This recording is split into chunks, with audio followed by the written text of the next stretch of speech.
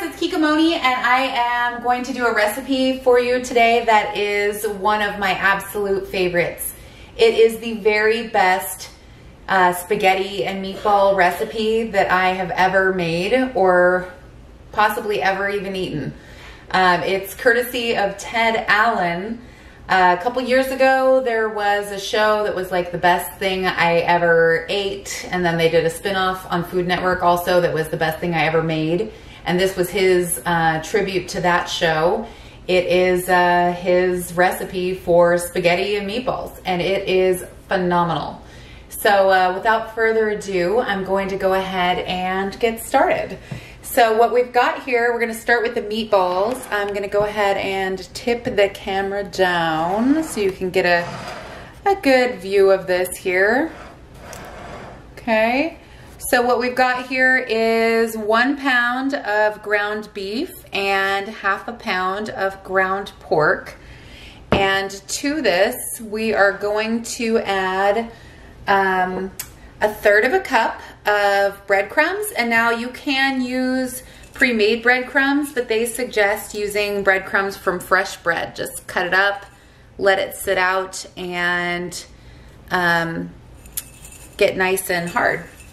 And so I actually used the little loaf of bread that they gave me from Panera the other day for this. To this, we're gonna add ½ a cup of Parmesan cheese, and they recommend freshly grated, but I have the kind that just comes in that can that is pre-grated. Okay, we're also going to add 1/3 of a cup of chicken broth or chicken stock, preferably homemade. This is some of my bone broth that I made. Luckily I had some of that I had saved, and we're going to use that for this recipe here. And we're going to add 1½ cups of salt, not 1½ cups of salt, 1½ teaspoons, so sorry, of salt, ½ a teaspoon of pepper, and ½ a teaspoon of cayenne. It's going to be a spicy meatball. We've got 1/4 of a cup of fresh chopped up flat leaf parsley. We're going to add that into the party here. Make sure we get all of that goodness. We've got 2 large eggs for our binder, and I am just going to give them like a quick mix just so that there's not any like major chunks of yolk or white that I'm going to have to deal with here. And then the only other thing we're missing is ½ of an onion and 2 cloves of garlic. And no matter how finely I chop them, my family seems to be able to detect the pieces.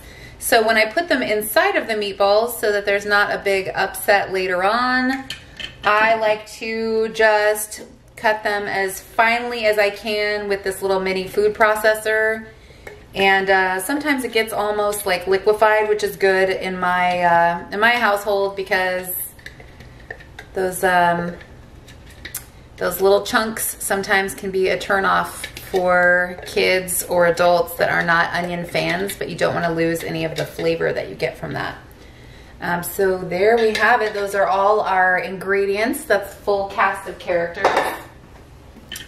And then next what we're going to do is mix it. And what do we use to mix it? Clean hands, right? It's the best thing because you don't want to really overwork the meatball mixture. What I mean by that is if you mix it too much, it can become tough. So you just want to get everything combined. And I kind of do this method where I'm scooping from the bottom and then mixing up. Kind of like folding, right? If you hear the expression fold in eggs, I'm sort of folding in the ingredients here for the meatballs just until it's well combined. And then we're going to form the meatballs. And we should get about 25 out of this. So here we go. This is looking pretty good, I have to say. Oh my gosh. Look at that fresh parsley in there. Both of the combinations of meat. It smells really good. It's pretty exciting. The real star of this recipe though, I mean the meatballs are delicious, but the true star is the sauce or the gravy, if you will. And I'll explain why once we get going on that. You will see, because the ingredients for the gravy are very different from what you normally see with a traditional spaghetti sauce. It's not just like your average marinara. So what you want to do is you want about golf ball sized meatballs here. So go ahead and get it, loosely form it in your hands, and that's about it. You don't want to overwork it. They're going to be about this large. You don't want to overwork it because then they will become tough, just like how we didn't want to overwork our meatball mixture here. So I'm going to go ahead and form the rest of these meatballs, and then we'll move on to the next step.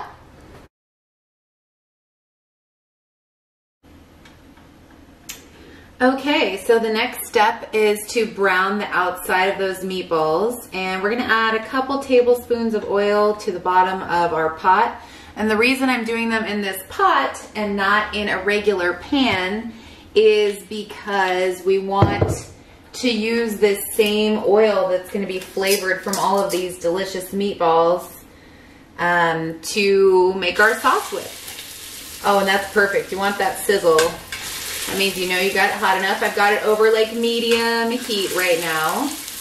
And we are not going to be cooking these meatballs by any means right now. We are just browning the outside, getting some delicious flavor into that oil for our sauce, and browning the outside of the meatballs for texture.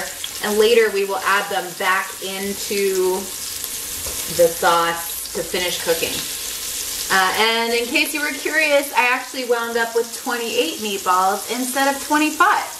So, you know, nothing is exact. Oh my gosh, I wish you could smell this. Just like the smell of these hitting the oil. Oh my gosh. Woo. Let's see if you can see what I see. Look at that, right? You can see it's still not fully cooked. We're just browning the outside here to get those flavorful bits for the sauce. And just browning the outside for the texture of the meatball. All right, so we're on the last of our meatballs here. And I turned down the heat just a little bit so that it's like, more like medium to medium low. I think it was a little bit too hot at first. We definitely don't want any burnt bits in the pan.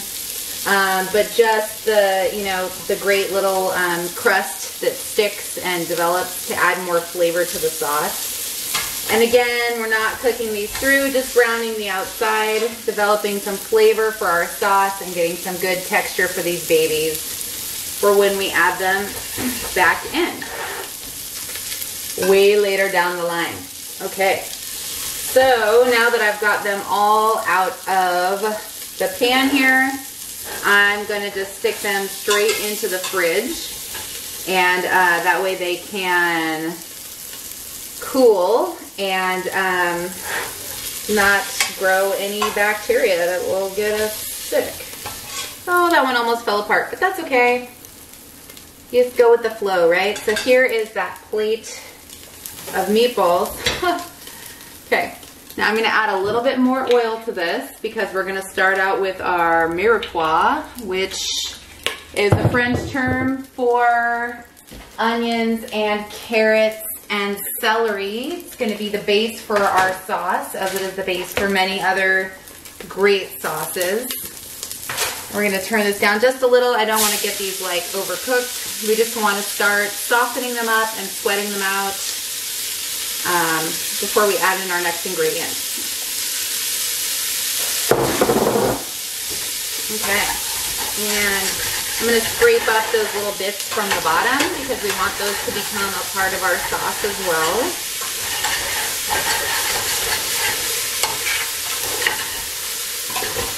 That's where all the flavor is, guys. Don't be afraid to like really get in there and work it into the mixture. It smells amazing and it tastes even better. Alright. we're looking good here. So exciting. So this sauce has, okay, now I'm going to turn it back up to more of a medium. I just didn't want those to get too much color when they hit the pan because that oil was pretty hot from browning the meatballs. So I'm going to put these in the fridge, but first I'm going to give you a sneak peek here. Look how amazing those look, right? Oh my gosh, and they really do taste so very good. So now I'm going to add in the garlic and the bay leaves. Again, the recipe calls for 3 cloves of garlic, but I went ahead and upped it to 5.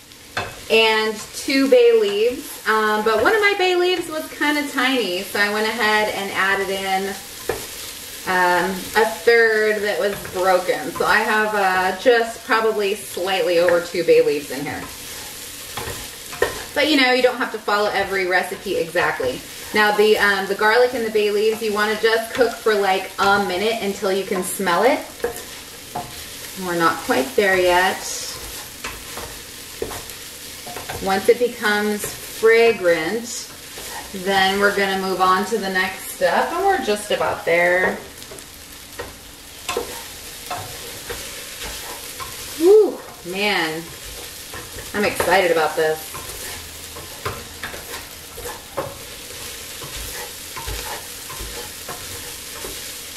All right, we've got the garlic and the bay leaves cooked in enough now that I'm going to go ahead and add in the tomato paste.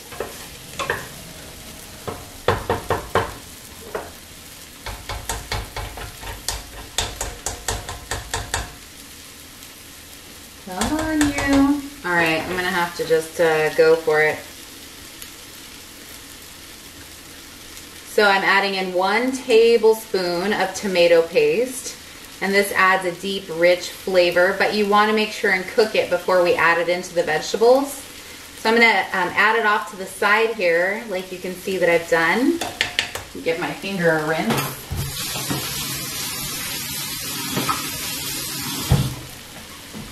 We're going to add it off to the side here and just kind of toast it, if you will. Get it a little bit cooked before we mix it in, just so it doesn't have that raw tomato flavor.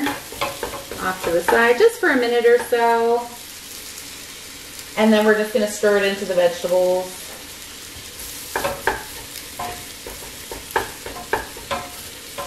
Smells good, smells good. All right, we don't want it to like totally adhere to the pan. And then once we add our juices, we want to make sure to scrape up the bottom of the pan and get all of that goodness incorporated into the sauce. See there what I'm doing? Don't be afraid to really get in there and get all of that worked in. Now I just have this like stock pot that I'm cooking this in, but if you have a Dutch oven, I would definitely go for that.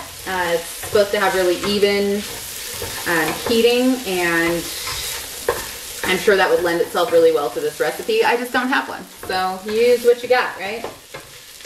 Oh my gosh, this is smelling so amazing. Woo, that is exciting.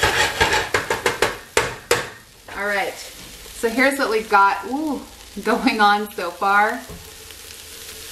We've got carrot, onion, celery, garlic, bay leaves, and tomato paste all melding into deliciousness here. So now that everything's in there, we're gonna go ahead and add in a 20-ounce can of crushed tomatoes. You could also use diced tomatoes. I like this just to have, you know, a little bit more of a smooth texture. But again, you cook this sauce so long that you're not going to be able to really detect much texture of any of these veggies once it comes down to the end. Okay, so we've got our tomatoes in there, and then we're going to add 12 cups. That's right, 12 cups of chicken stock. Now mine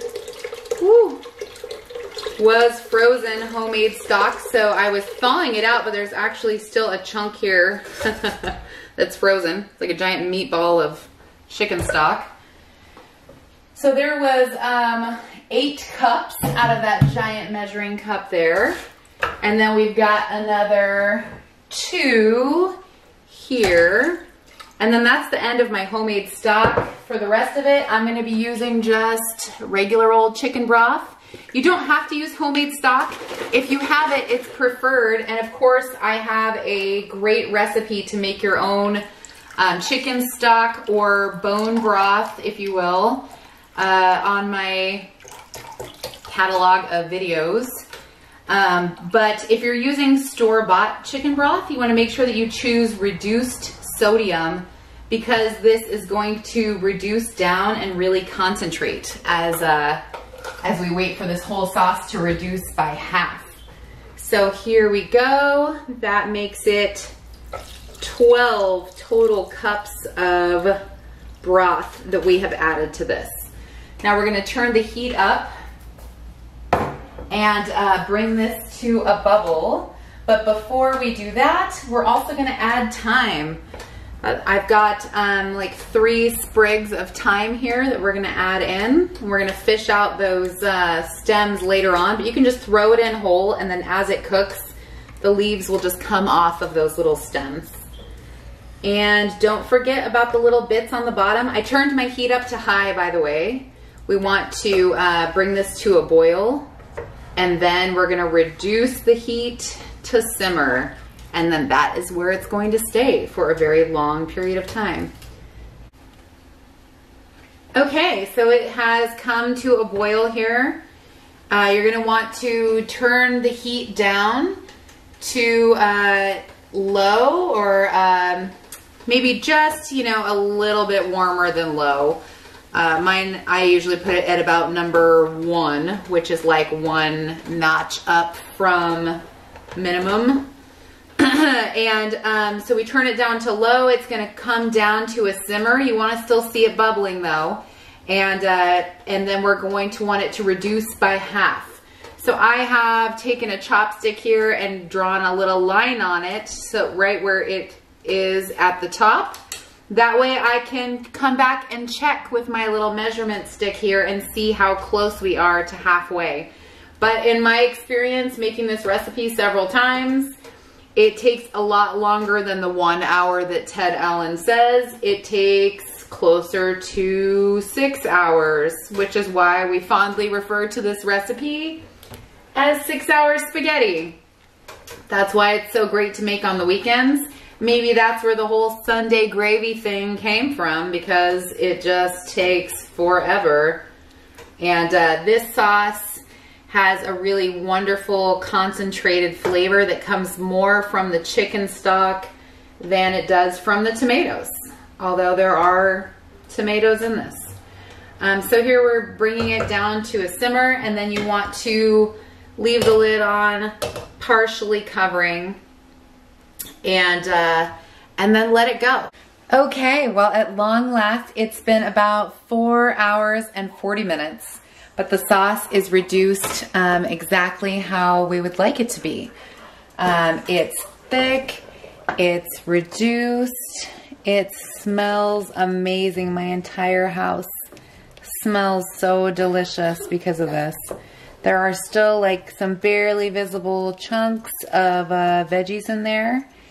And what we're going to do now is add in some freshly chopped basil, and then we're going to nestle the meatballs into this sauce to finish cooking, and that takes an additional 40 minutes, right? So it's something you want to be patient with. It's a long process, but the payoff is well worth it.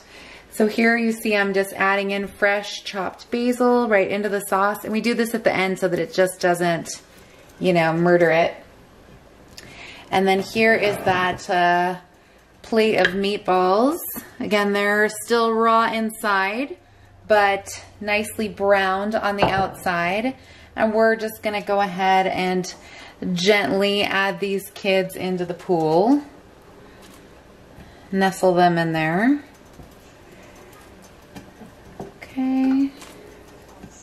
And then we're gonna leave the lid partially covering the outside like we were before to to give the additional heat that it needs to finish cooking these faster, but we don't want it to cool down too much by leaving the lid off. So just adding all these guys in there. And then there's some bits on the plate of pieces that had kind of fallen apart during the cooking process. And we're gonna add all of that goodness in because it's just gonna help add to the flavor of the sauce. And then we're gonna give it a gentle little zhuzh here, if you will. And make sure that everything is well combined, all those little chunks. And I already dug out the little sprigs from the thyme leaves, but I have not removed the bay leaves yet, only because I haven't found them yet. So I will though. I will before the sauce is complete. So anyway, there you have it. And I had been stirring that about every 10 to 15 minutes or so during the cooking process, working around the edges here, making sure nothing's sticking to the bottom. You don't want to just leave it alone completely. So there we have it. We're going to go ahead and leave the lid ajar, just like this. And we're going to let those meatballs finish cooking. And again, I'm going to give it a stir every 10 to 15 minutes, make sure they're cooking evenly in there. And then it will be time to enjoy. So it's been quite a process. It's a long dish to make, but again, you do it when you know you're going to be here and you have some time. And it is well worth it because it is just so delicious. So back in a minute when these are finished, and then we're gonna give it a taste. All right, at long last, we get to taste this wonderful spaghetti and meatballs. And I just can't wait. I've been anticipating this for hours, so here goes.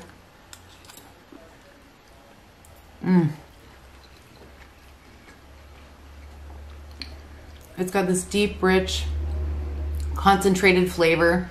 Totally different from regular marinara sauce. The freshness of the basil. Oh my gosh, the meatballs are delicious.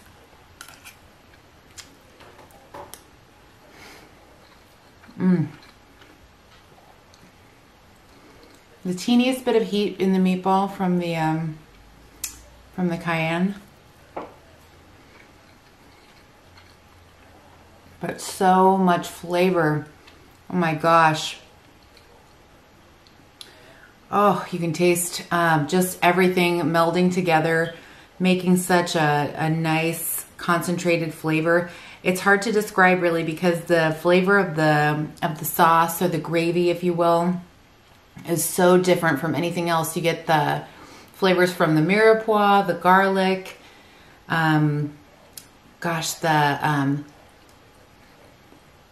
the bay leaves, the thyme, everything has just melded together, and then that concentrated chicken broth flavor is really shining through as the star. Perfect balance of flavors, not too salty, not too spicy.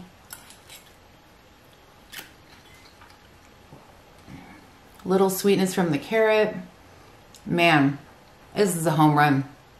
If you have family coming over, you want to impress, or a big date night, or just really want to treat yourself to an amazing meal, I highly suggest that you go for it, because this is just one of the best spaghetti and meatballs you will ever eat.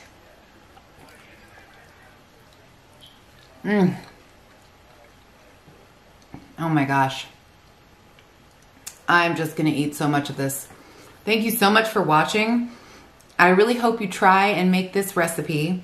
It's really phenomenal, and oh my gosh, you won't be sorry. It's quite an investment in time. Make sure you plan out your day accordingly and start it early on, because it does take so long for that sauce to reduce, but man, it's worth it. So yummy, so rich and flavorful. And anyhow, thanks again for watching. I hope you've enjoyed it. I'm enjoying it now.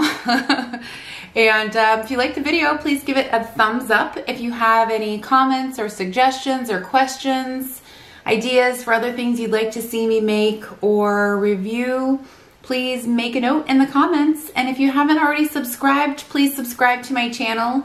I really enjoy doing this and have a ton more great content planned out. So have a great rest of your night, and I hope you try it. 6-hour spaghetti. You can't go wrong.